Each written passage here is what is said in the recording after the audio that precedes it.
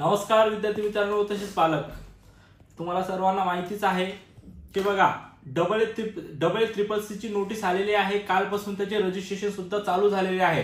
आता AA-CCC म्हणजे काय? AA-CCC म्हणजे 15% गव्हर्नमेंट कॉलेज BMS साठी आहेत, BHMS साठी आहेत आणि 100% डीम कॉलेज आहेत, जे की पुऱ्या भारत देशातले विद्यार्थी त्यामध्ये पार्टिसिपेट करू शकता आणि भारत देशातले जेवढे कॉलेज आहेत त्या कॉलेजमध्ये आपण पार्टिसिपेट करू शकतो।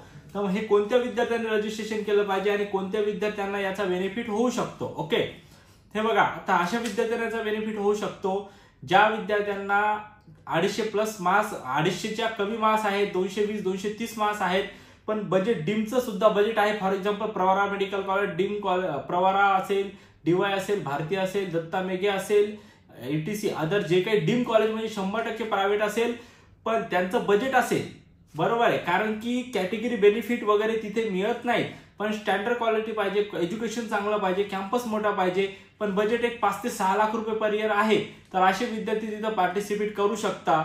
ओके, हे डीम कॉलेजसाठी आहेत। भारत देशातले कर्नाटकमध्ये सुद्धा कमी पॅकेजवाले कॉलेज आहे, तुमचं गुजरातला सुद्धा कमी पॅकेजवाले कॉलेज आहे डीम मध्ये।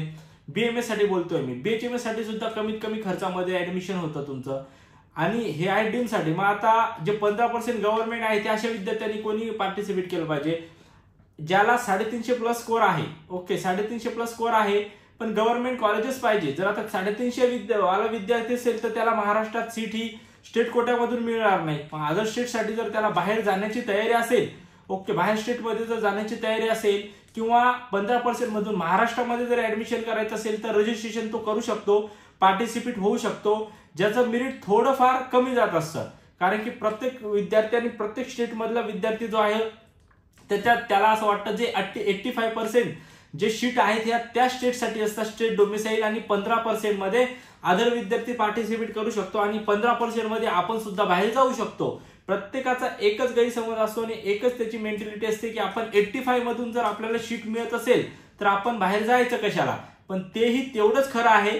आणि जर गव्हर्नमेंट कॉलेजेस पाहिजे आणि बाहेर जाण्याची सुद्धा तयारी असेल किंवा 15% मधून महाराष्ट्रातले जर कॉलेज तुम्हाला टाकायचे असेल तरी सुद्धा तुम्ही ती प्रोसेस करू शकता आणि त्याच्यामधून तुम्हाला गव्हर्नमेंट कॉलेज हे अलॉट होण्याचे चान्सेस असतात। त्याचं सुद्धा मेरिट हे कमी जात नसतं, मेरिट हे त्याचं सुद्धा थोडं हायच असतं, तरी सुद्धा आय विल बी ट्राय, आपण प्रयत्न करायला हरकत नाही। ज्या विद्यार्थ्यांना 400च्या आसपास मार्क्स आहेत किंवा 400च्या आत मार्क्स आहे, 350+ मार्क्स आहेत, तर असे विद्यार्थी तिथं पार्टिसिपेट करू शकता। ओके, पण ज्या विद्यार्थ्यांना 400 आहे, 400+ मार्क्स आहेत, त्याचं महाराष्ट्रातच गव्हर्नमेंट कॉलेजला ऍडमिशन होणार आहे, तर त्याला बाहेर जाण्याची गरज येत नाही। ओके, तर हा व्हिडिओ असेल ज्या कोणत्या विद्यार्थ्यांनी AA-CCC 15% गव्हर्नमेंट मध्ये किंवा डीमला रजिस्ट्रेशन करायला पाहिजे त्यावर हा सविस्तर व्हिडिओ आहे।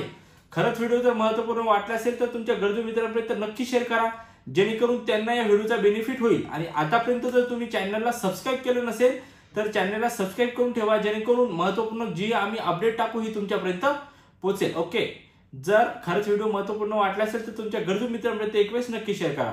भेटूया आपण नेक्स्ट व्हिडिओमध्ये। थँक्यू, धन्यवाद।